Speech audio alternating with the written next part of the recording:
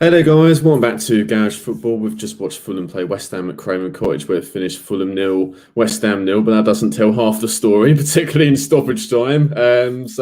Myself and Dennis are joined by Holly today. Thanks for joining us, guys. If anyone's watching, feel free to leave your thoughts, comments in the live chat, or if you're watching this later on, leave your thoughts in the comments below.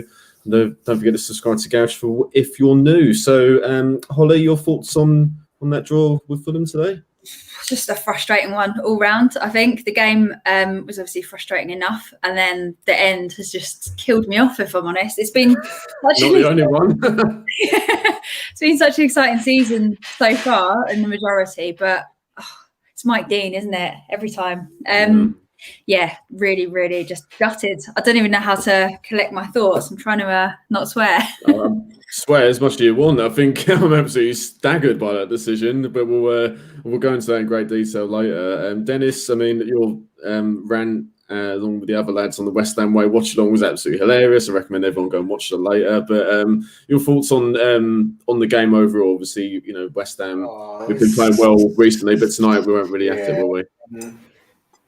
What is it that saying that Corey absolutely loves that I use? I don't want to be a negative Nigel, but I always say that, you know, we're going to have one game that's coming up, and I've said it every game for about 2 months now, that things will come apart and things won't work. And this was just that game where Parker done something. I'll tell you now, said it a good while back when they're in the Championship, but Parker will make a fantastic manager.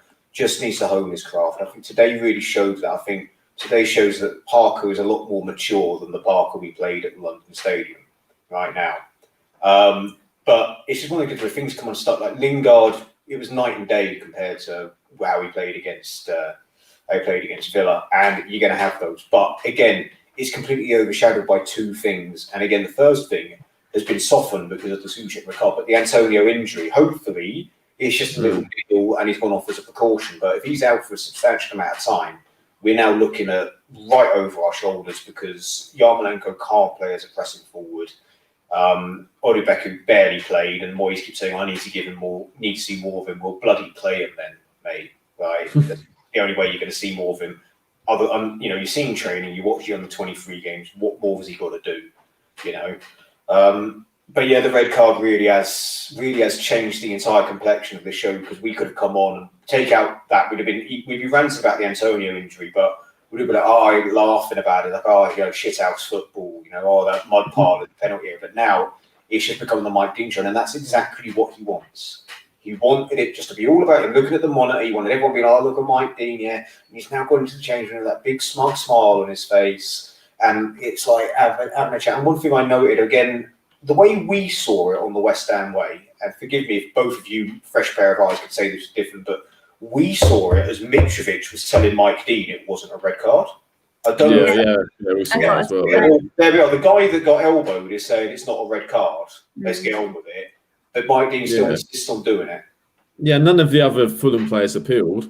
But even before, obviously, the send off, I'm amazed that I think it's Lee Mason, VR in Stockley Park tonight, even said to Mike Dean, you need to have a look at this. So he shouldn't have even got to, should he be sent off or not? He shouldn't have even gone to the monitor. That's what I'm. But then we still took the free kick, which makes absolutely no bloody sense. Yeah.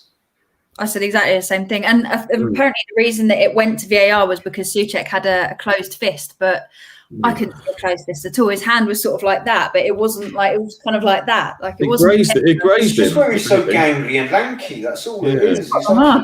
He's like an alien almost with them arms. So I was saying the party before we started, it wasn't like a fist or an elbow or anything. It just sort of brushed his face. He went down because he's just been hit unexpectedly. Then gets back up again, and then that should have been the end of it. Take the free kick, blow the whistle. It's a shit game. Let's go home. But instead, we're talking about Mike Dean, and this ain't a West Ham thing or anything. You look at everyone on Twitter now. Gary Walker's tweeted about it. Ben Foster, yeah. Everyone. This ain't the first time with Mike Dean. It's not like he's been a consistent ref, and this is a bad mistake. He's got a long history of making random decisions, and as you say, Holly, making it about him, which is obviously not correct. Referees are there to look after the game and let the game flow. And it's not about them. Just let the football do the talking, and there's no bad decision. Yeah. Pierluigi Collina is turning in his grave, and he's not even dead yet. Right, that's how bad it is. I think as well, if you've got to look at something 20 odd times on the screen, it's not clear and obvious. There's no intent in it anyway. But when you're watching something over and over that many times, there's no way that you can think that it's a foul to make such a big decision, especially when you've got the person that actually got fouled potentially telling you it's not foul. What doesn't help actually with those VAR decisions is they're replayed in slow motion. Everything looks worse in slow motion, whether it's tonight or tackles or whatever. If he played that in full speed, or if Stockley played it in full speed, it'd have been like, okay, let's go. Like it would have been.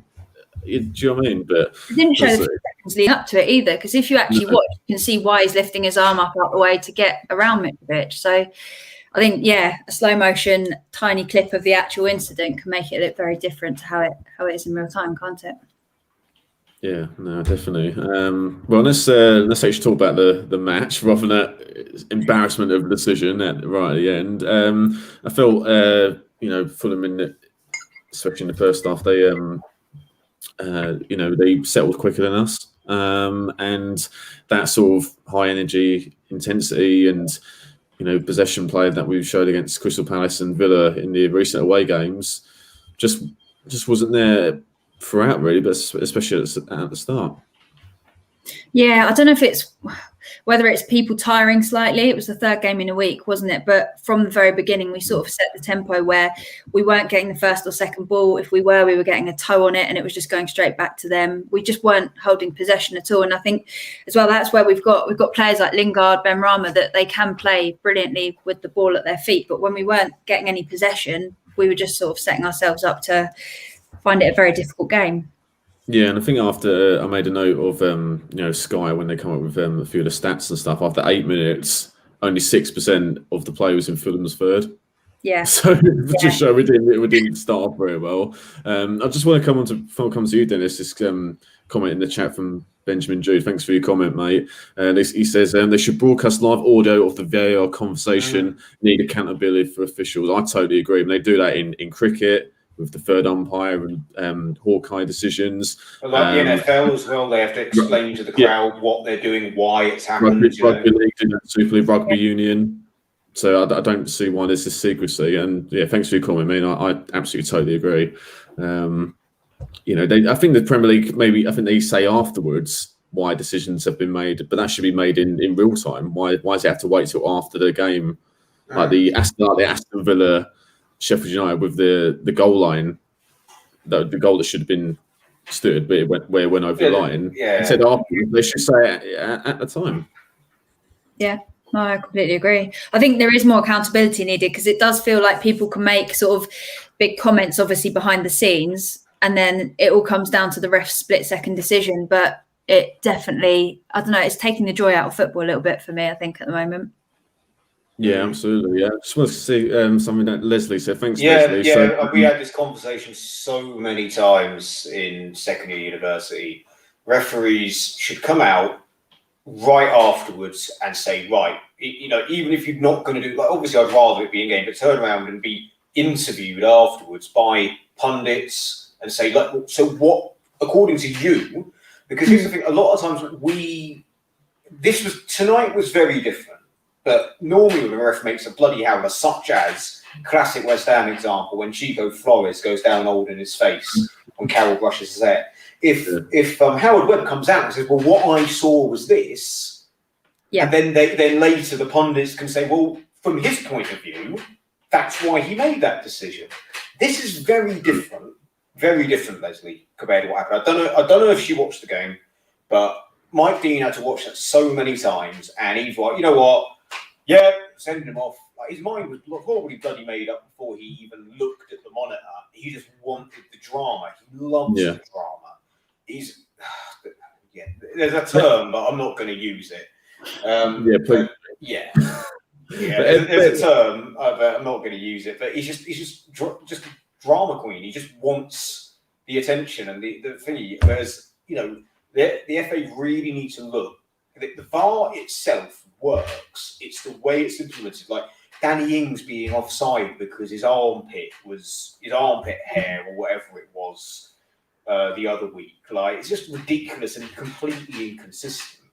Like, well, it's everything. I think the VAR itself is fine. It's IFAB who make the rules of the game, and I think it's the referees who are trying to implement it. I think they're doing it wrongly, but I think VAR itself isn't a problem. It just needs to be implemented better, and I think there needs to be a form of regulation for it. I think things need to be held accountable. If you make 3 huge errors, so Mike Dean, this is an error. Bednarak was an error. Guarantee you, like, I don't know off the top of my head, but I can guarantee there's one other error has been made this season. I think he shouldn't ref another Premier League game the rest of the season. I think 3 strikes, you're done for the year. To the Championship you go. I'm up for that. Up for that 100%. Uriah Ray would have been stuck there. But, you know.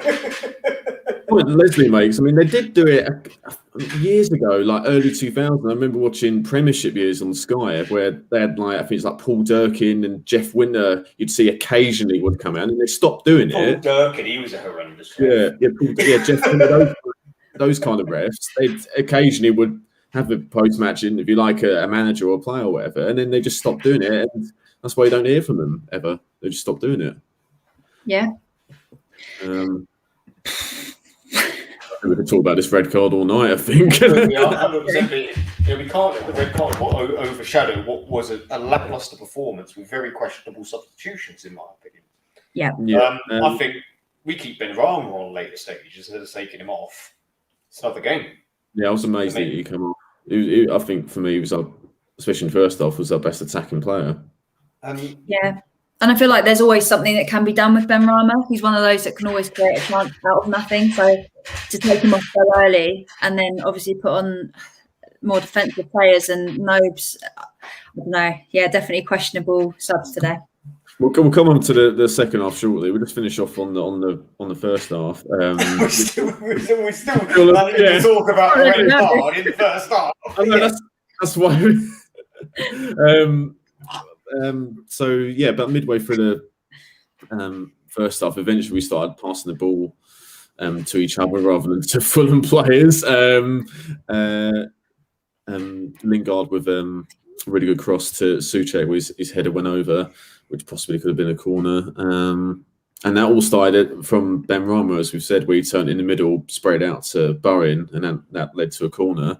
But every time, especially, I was really impressed by Loftus-Cheek tonight. He had a very good game. Every time he drove forward, he'd find one of his teammates, or he'd create a shot. I thought he was man of the match for me. Alan Smith gave it to Lookman, who I think he played well again as well. He was, he was a bit of a threat, but he didn't really do an awful lot. So yeah, 0-0 at half time. I think we would have took that after how average we were first half. I just want to come back onto something that Benjamin said again about the VAR. Dean watched it so many times. What about time limits? 90-second VAR review max. Keep it simple. Yeah, I totally agree. But again, it's not. They don't implement it properly. And how many times have you got to watch it for it to be obvious, not obvious? I don't know. It's just I'm still staggered by the decision. Like, guys. So many people as well have been saying that obviously as soon as the ref actually goes over to the screens, they're pretty much guaranteed to change their mind anyway. I think the more times that you watch something over, the more that you'll see the contact, you're looking for it. I think there definitely should be a shorter time limit, if I had a choice, where people can make a split second, a faster decision, because you've seen it in real time and obviously missed it or can't make your mind up. But then to be able to keep rewatching and rewatching, I think it just leads you to go against your initial decision or make a, As I said earlier, they should show the replays in real time rather than slow motion. Yeah. Or both, play it in real time and slow motion. Yeah, no, I agree. But even before that, that's kind of irrelevant because it shouldn't have gone to the monitor tonight. So thanks, Lee Mason, or whoever was the VAR official. So start the second half again. It was sort of similar to the first half when Fulham had a lot of the ball, and Loftus-Cheek had an effort about 6-7 minutes in where he chipped it. I think that was on his right foot. I think that goes in, but he shanked it wide with his left foot. And then not long afterwards, the sub. So again, I'm amazed that Ben Rama come off. He was the most attacking player, most threatening attacking player. One of the slowest players to ever play for West Ham United in Yarmolenko. And again, for the record, I actually We're going to play Noble then. I quite like Yarmolenko. No, did you not see Noble absolutely do one of their players for pace down the left flank? That was quite a bit of beauty. That's a phrase that doesn't really get said about Mark. Yeah, I know. But Yarmolenko, and again, I quite like Yarmolenko, but it was just the worst possible substitution. We needed pace in this game. And even though Bowen wasn't having a worldie of a game, bring on Fredericks or switch Lingard over to that flank and bring on Fornells. Bringing on Yarmolenko was not the answer. Yeah, I'm amazed both Lanzini and Fornells didn't even come on.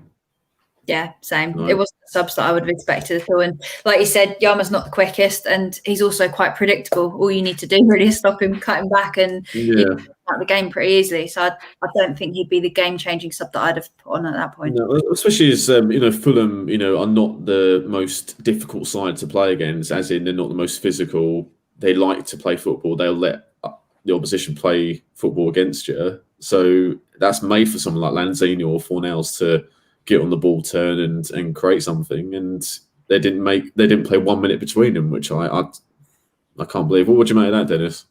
Well, again, I think Moyes was a little bit stumped with this game, how the game went, in my opinion. I think he thought after the Villa game, right, well, we bring Bowen in with quality, we've given him a rest, and we'll just play like that again. But Fulham set up differently, and I think he thought, right, well, if Ben Rama and Bowen are not working against these, then maybe I need a bit more grit and technical know-how, which is why he brought on Noble and Yarmolenko, rather than someone slightly more flary in Lanzini, is possibly the thought process he had.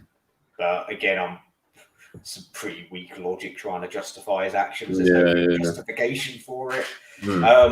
I mean, first and foremost, what I'd done differently is made sure there was a bloody striker on the bench. Whether it be a youth striker or signing somebody. How much not signing a striker is down to Moyes or down to the board is possibly, definitely another video for another day, because we need at least about 8 different opinions and 3 hours to go over that. At least, From you, Dennis. Ultimately, I would have had a youth striker on the bench to bring on. Ultimately, the fundamental differences, because Yarmolenko don't fit. And the substitutions were baffling. Well, you know, it's bad where relegation candidates have got more strikers than you. Look at who they brought on. I mean, Maja, again, we were saying Maja would have been a very good option, risk-free option on loan for 6 months. If it doesn't work out, that's great. I mean, if he's any better than Yarmolenko, he's a better option. Yeah, and obviously Mitrovic as well. So they could bring on 2 actual strikers, and we brought on none of those. Brought Fredericks. What a right back of a aging central midfielder that, although a fantastic servant, isn't quite up to speed with the game, and the world's slowest winger. It's like a really terrible group of superheroes. It's like in SpongeBob SquarePants, but they've got the really old superhero. That's what it is. That's what we tried to do. That was our inspiration tonight. What do you guys put down to, obviously our passing wasn't there, and I don't think there was much tempo in our play, and there wasn't much, we seemed a bit fatigued. What do you put that down to? Just the amount of games, the lack of squad depth, bit of everything? I think sometimes things just don't go your way, and I think tiredness plays a massive part in that. I've noticed, especially with Antonio, when he is tired, he gets so leggy, and there's no hope of sort of getting the ball to him. But I also think we were just panicking on the ball a bit, and I've noticed a few times that when we don't get much possession, when we do, it seems to be some panic sort of hoof up the pitch. We were trying to sort of get it over the top to Antonio, and it just wasn't working. And I don't think we really seem to have much of a plan B today to sort of counteract that. I think the less possession we had, the worse it got, and that's where I would have brought on someone like a Fornells to try and hold the ball up a bit more and sort of be able to pass the ball around a bit better. But I think it was just sort of a knock-on effect where we just didn't really get the ball, hold the ball, or do anything great with it when we did finally get it. Yeah, I totally agree. Your thoughts on it, Dennis? It's just, I think it was a bit of a shock to the system in that I wouldn't use the word complacency, but I think the players were a bit like, oh, okay, what we did the other day wasn't working. What the gaffers told us to do isn't working. I wouldn't necessarily say that's complacency. Maybe complacency in the tactics, but not complacency in the effort. And I think also, again, credit has to go to Fulham. They have at the beginning of the season. They look the only team in the bottom three trying to pull themselves out. They quite easily could have scored, although the chances were nowhere near as close as on replays. You see that actually quite wide, but there were quite a few shots. One from Loftus-Cheek and one from Mitrovic that both went just a yard post with Fabianski flat-footed. Yeah, Lookman as well. Lookman had a couple of good little chances and stuff like that. And I think credit has to go to Fulham. I think it was just a perfect storm of negativity for West Ham tonight. The ref, the red card, the injury to Antonio, Fulham daring to turn up and play football. I mean, how dare they try and play a game of football? You know? Against us. Against us, don't they know they're supposed to just roll down and let Lingard, I had this ready. There we go. I had this ready. We were going to do a synchronised J Lings and everything. Well, sometimes you'll love this, Dennis. And sometimes when you're playing poorly, sometimes you just got to shit house your way to a 0-0 draw. And you know how much I love a shit house. I love a 1-0 shit house. Yeah. The mud might as well be walking on custard sort of areas in the penalty box, and you toe poke it in from 4 yards. You don't know where it's going. The goalie don't know where it's going. That's what football is to me. But sometimes you do have to dig in and play well. But today we did neither, and it was all set up for a Craig Dawson 1-0 towards the end, but. It was again overshadowed by the injury and the red card, which means I think it's saved Moyes and Co's blusses. But one thing I would say in this rambling tangent is that I think something we need to address, and I should have said earlier, is that Declan Rice really fought for every bloody ball today. He may not have done everything, but he was so good. He took a couple of knocks. He pulled it. He was trying to drive forward. He saw that we needed to attack, and I think Noble was coming deeper when he came on, which freed up Rice along that left channel in central midfield with bomb forwards and link up with Cresswell and Lingard. It didn't work out, but it's not for the fault of trying. So Rice, I think, was the only player to come out positively. Soucek had a pretty poor game, so many misplaced passes. Everything that could go wrong sort of went wrong without us conceding. It's just one of those days. In other years, I think the effort was there, just the application weren't there. In previous years gone by, we would have lost. 100% similar to Fulham last game. We wouldn't have won that game after. Getting a bit wishful there at London Stadium. We wouldn't have beat Sheffield United away, and we wouldn't have held on against Villa at London Stadium. It is a bit different this year. There is that extra something about us now. Yeah, it's a reality check, is what it is, really. Yeah, exactly. Which player stood out for Fulham's for you tonight? Because I thought that Reid in midfield, Loftus-Cheek, as we mentioned, Lookman. I think they kept the ball really well. Parker, I think, is a big advocate for that. They did that at the London Stadium, and they did it throughout the whole game tonight.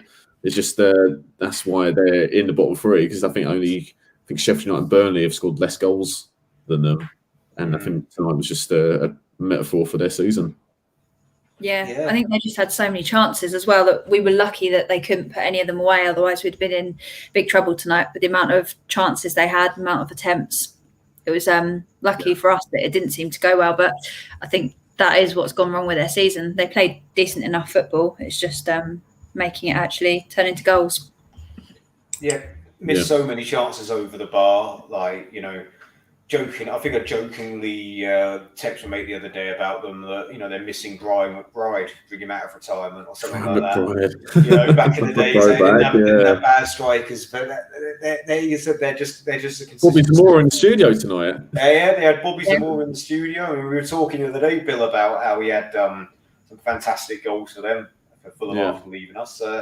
But Madger may come good for them, but I think they were bit of consistency and a goal, just a goal poacher more than just someone just to poach that half chance, away from definitely. I mean, they're definitely the only one in the bottom three that I can see maybe staying up, but I do think this bottom three are going down because there's just too much of a gap.